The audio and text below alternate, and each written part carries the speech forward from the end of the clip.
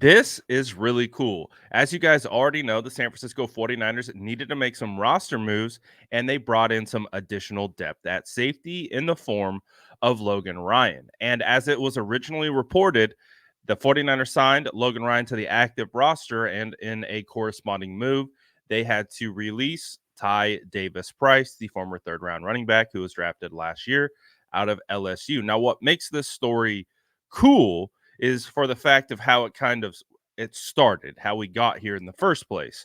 Because obviously, when Ty Davis Price was released, that means his locker becomes available and his number becomes available. And it was a very seamless transition for Logan Ryan, who comes in, takes Ty Davis Price's locker, and takes his number. So, in the first day that we see Logan out at practice, he's wearing number 32. He's using Ty Davis Price's locker.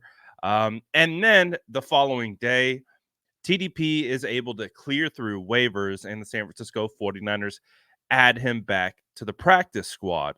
Now, this is my understanding of what it looks like in the locker room is there are all the main lockers, and then obviously you guys know they have up to 90 men, but only 53 throughout the year. On the active, and then they have up to 16 practice squad players. So they have to have the main lockers, and then they kind of have some auxiliary lockers um, that can be used for guys that are coming in and out and on and off the roster, and or for training camp and stuff like that when they have 90-man rosters. So what actually would have happened is Logan is on the active. He gets one of the, active roster lockers.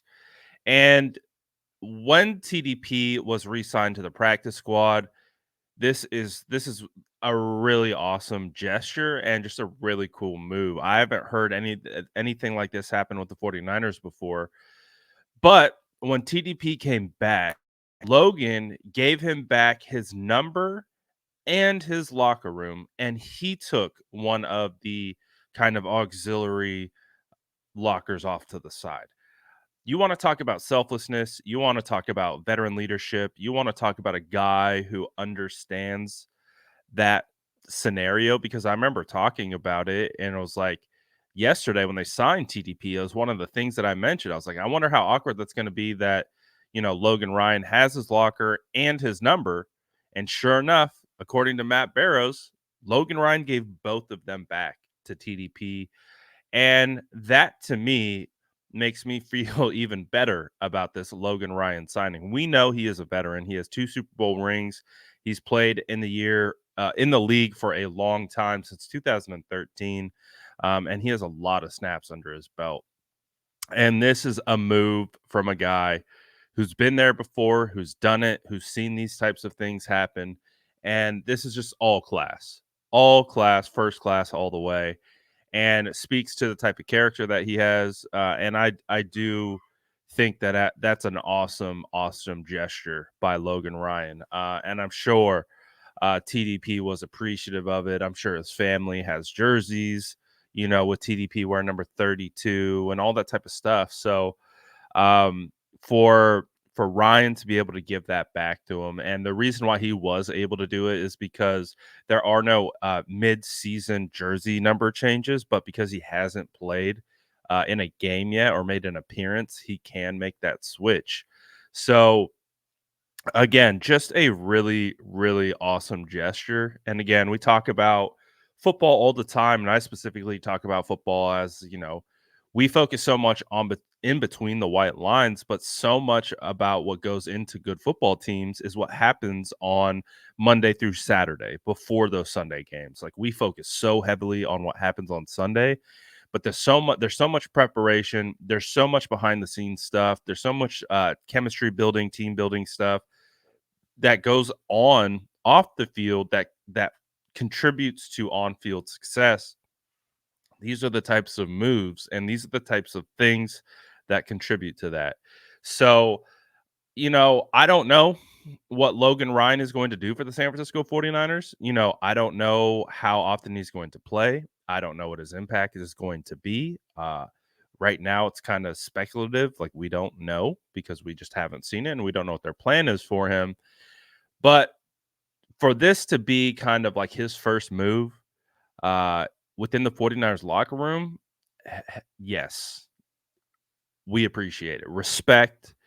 Shout out to Logan, man. I think this is really cool. A lot of people might be like, "Yeah, whatever. What's the big deal?" And if you feel that way, that I totally understand. But for me, I have obviously never played in an NFL locker, or I've never played in the NFL or played in an NFL locker room. But I've been in locker rooms, and I know how important and little gestures like that and how far those things can go. So I'm sure TDP was very appreciative of it. I'm sure it was a shock for TDP when he found out the news. So this, I would say, helps soften the blow a little bit, and it's just huge respect for Logan Ryan, a veteran like we've talked about, to be able to go out and make a to do this. I think this is cool. Obviously, I'm curious to know what you guys think about it. Do you think it's cool? Do you think it's whatever? Um, but I mean, as his kind of first, from outside perspective, the first gesture that we kind of see from Logan Ryan, very selfless, very very emotionally intelligent move, like a very very like thoughtful, very thoughtful thing for him to do, because I literally talked about it. I was like, man, that's gonna be kind of awkward, right? Like, you were just in that locker yesterday, and now you got a guy in your locker wearing your number. That's probably got to feel really weird. And Logan said, no, we're not gonna have any of that. You have your locker, you have your number, you've been here, you got drafted by this team. Really, really, really cool gesture by Logan Ryan.